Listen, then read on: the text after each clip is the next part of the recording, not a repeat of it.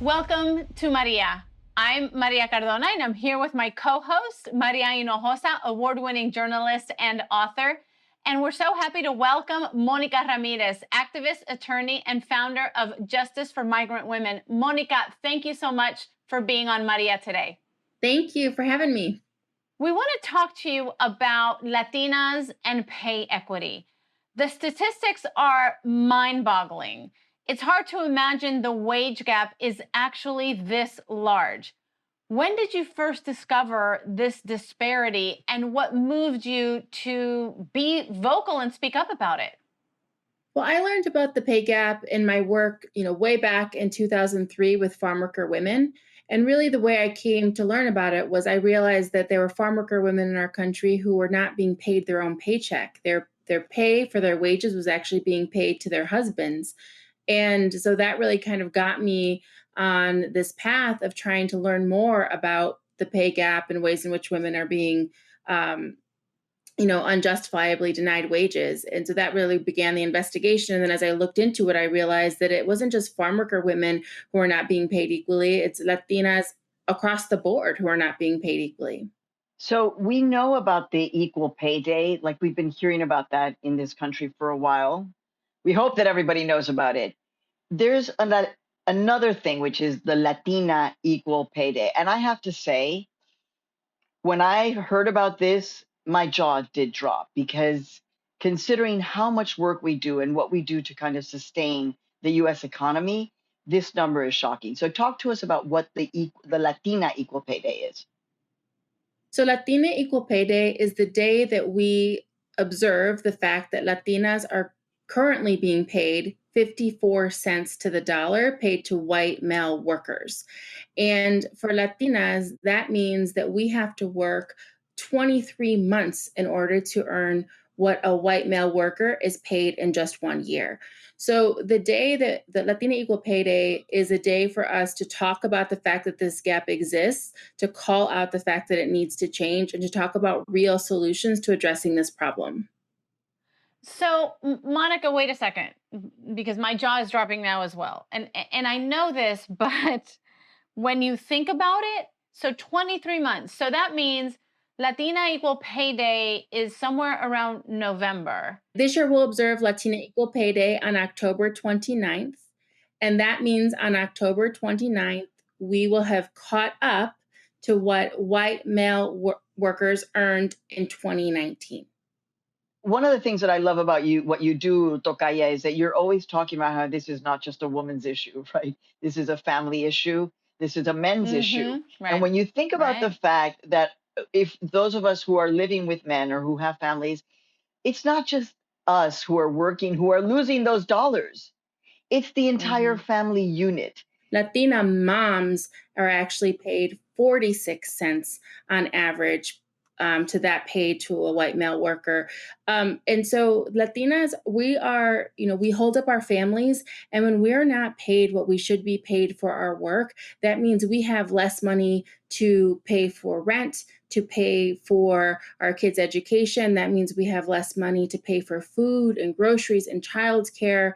There's a reason that the Latino community experiences one of the largest wealth gaps in our nation. And this pay gap very much feeds into that wealth gap. Latinas have a much harder time saving for our families and for our future. When you're talking about this COVID-19 crisis, many of us did not have any kind of security blanket to be able to sustain us in this time of crisis because we are so far behind. When you're thinking about it taking nearly 2 years to earn what a man earned in 1 year.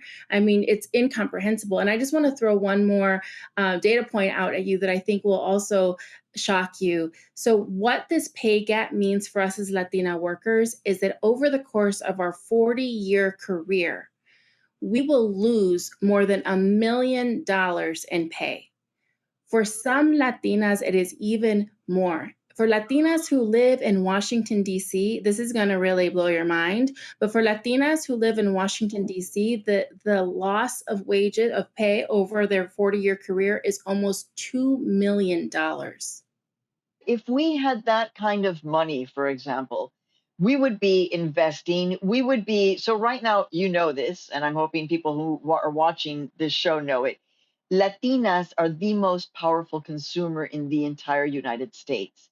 Why is that? It's because we over index in terms of African American women and white women, in terms of deciding what's going to be bought for the family.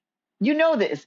Maria Cardona, you're buying for your whole family. You're making the That's right. decision about what books are being bought, what TV shows are being seen. When we used to go to the movies, what movies we were seeing, all of that, Right. the detergent, the paper towel, all of that, and we are so brand loyal. You know that. I'm not going to mention any brands, but you're using the same brand that your mother used. And so the fact that That's we are true. such a powerful economic force in this country, and yet we're being stunted at the knees. In fact, that's what I'm saying. Imagine if we had more money, what more we would be doing to support the US economy. Well, exactly. And one of the things that I say is that Latinas are the fastest growing number of entrepreneurs in our country. So we are starting businesses faster than others, but unfortunately, many of our businesses are also closing down because we can't get the capital that we need to invest in our businesses to stay open. So imagine if Latinas were paid what we were supposed to be paid, how many businesses we would be able to open, how many jobs we would be able to create, and how much more we would be able to invest in our overall economy.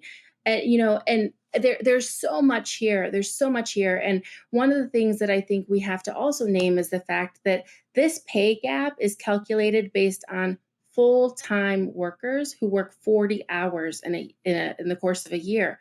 So there are many Latinas who the situation is far worse for in this moment, given the data. And among those are immigrant Latinas who earn on average of about 40 cents to the dollar paid to white men. You also mentioned something that I think is critical. You talked about our immigrant women.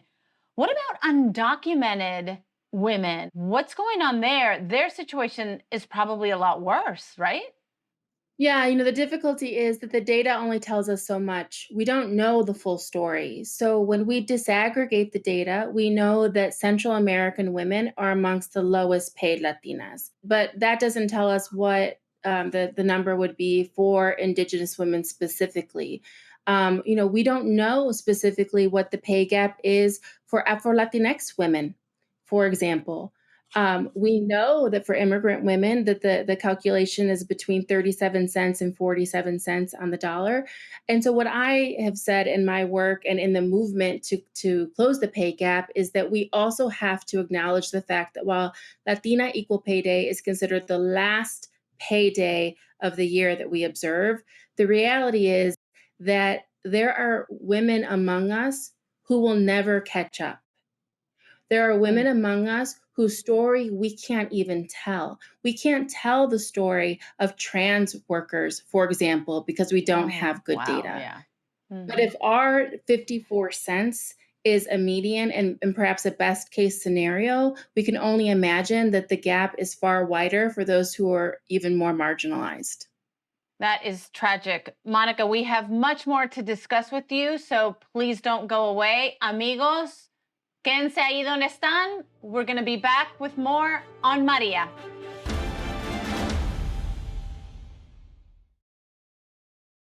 Welcome back to Maria, amigos. I'm your host, Maria Cardona. I'm here with my co-host, Maria Hinojosa, and we're talking to Mónica Ramírez, activist, attorney, and founder of Justice for Migrant Women. Monica, you've talked about this egregious pay gap for women, for Latina women, for immigrant women, and how we still don't know what we don't know, and the numbers are probably even more tragic. What can we do as a community, as voices to lift up? What hope is there to change this if we all come to this as one voice? Well, first of all, I think that we have a very important job to do as a community, which is we have to tell each other that we need to talk about money. I don't know about you, but I was told not to talk about money. That's a private matter. But we have to talk about money, because if we don't talk about how much we're being paid or how much we are not being paid, we're never going to know that we have a problem, and then we're not going to be able to address it. I hear this all the time, and in the equal pay cases that I have handled, one of the things that women have told me is that they didn't know how much their coworkers were earning, because you don't talk about that at work. We need to talk about it. That's a cultural change that needs to be made. And I believe that if we start talking about it, that cultural shift of talking about pay and where the gaps are is going to help us push for the policy change that needs to be made. So we need Congress to finally do what it needs to do to get the Paycheck Fairness Act in place. We need the administration and the federal government to take seriously investigating claims involving pay disparities. Like, all of those things need to happen. And Maria Hinojosa brought up the point of how the pay gap impacts families. Well, we have to think about this not only as an issue that impacts our family right now, but this is an issue that has a multi-generational negative impact on our families. Monica, one of the things that you said that I love is this notion that we have to talk about money. And I'm a journalist. I did this work for a mission. My father was a scientist. He did the work for a mission. And that's good. That's important. But I think that there is this kind of narrative, especially for many of us Latinas, como que, okay, pues I'll just take that salary. That sounds good. And now I'm kind of like, gosh, I should have spoken up. I should have asked for more. I wonder how much the men were making versus me. Because now at this point in my life, I'm like, óyeme, I'm not going to use the word porque es una mala palabra, but you know what I'm thinking. No fui tan de que eso pasó, right? So how do we engage in that conversation? And I throw that to you in the sense of, also, I'm a media entrepreneur. I have a media nonprofit called Futuro Media. We're a $4 million a year company now. It's been 10 years. I employ over 25 people. And that was scary. I didn't ever think of myself as a boss, as a media entrepreneur, pero me tiré a lo hondo. And I guess I'm asking you, how do we do both things? Tirarnos a lo hondo, drive in deep, and at the same time learn how to talk about money, which is so hard.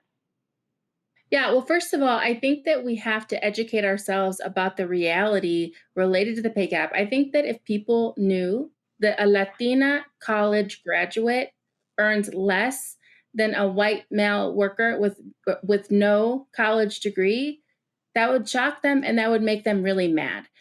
I think that if people knew that no matter what level of education we have, we are always earning less, I think that would shock people and make them mad. So we have to talk about that reality.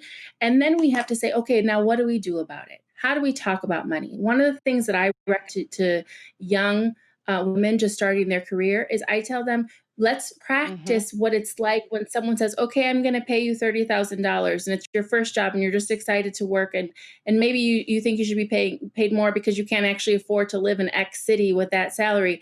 Well, let's practice asking for more, right? I think sometimes I was raised in a family where I was taught to be happy to receive anything, to be grateful to receive anything. Well, we can be grateful and still be paid fairly. Amen, Monica. The other way to look at it is we have to know our worth. And I'm going to tell you a story that changed my life. And every opportunity I get, I tell this story to young women, young Latina women, and that's the following. I've had a mentor throughout my career in communications and in media, an older white man. And when I was up for one of the jobs, I'm not going to name names, but for one of the jobs that I've had in my career, as I always did, I went and I sat down with him and I said, here's the job I'm going for. I'm really excited about it. I think I can do it. And then he said to me, I didn't even bring up the topic. He said to me, so what are they going to pay you? And I said, oh, well, I don't know. I'm hoping they'll pay me a little bit more than what I was making before. And so he looked at me in the eyes and he said, Maria, whatever number they present you, you need to ask for $50,000 more. And I said, what? Like, that blew my mind. I was like, there's no way, first of all, that I would have the wherewithal to do it. And secondly, they're never going to give me that. So I pondered it and I was like, okay, let's see what happens. So sure enough, I'm in the process of getting the offer. They offer me a number and I asked for $50,000 more. And they said yes. Didn't even blink. It was so profound. I want to talk about something else because it's really important, especially right now during the pandemic. So we will receive the new data in September based on the 2019 wages from the US Census. And the data that we receive in September will determine what the new pay gap is. So we're working on data that's a year behind. So the 54% is based on data from the year before. So we will receive this new data in September. It will not yet reflect how COVID has impacted Latina workers. But what we know so far from the data that we are seeing is that this 54% gap that we're talking about, in a year from now, when we receive the new data for 2020, Latinas are going to be further behind because the Pew Research Center has said that the Latinx community, of course, we know that we're one of the hardest hit by the COVID pandemic, but what that means in terms of jobs is that many Latina workers are having to cut their hours or they're being laid off. Mm-hmm. So they're losing work. In the farm worker community, which I serve, many farm worker women who are overwhelmingly Latina had to leave the workforce because they didn't have childcare. And we know that Latinas, because we are over concentrated in low paid positions, many Latina workers are also essential workers, which means that we are at higher risk for getting COVID.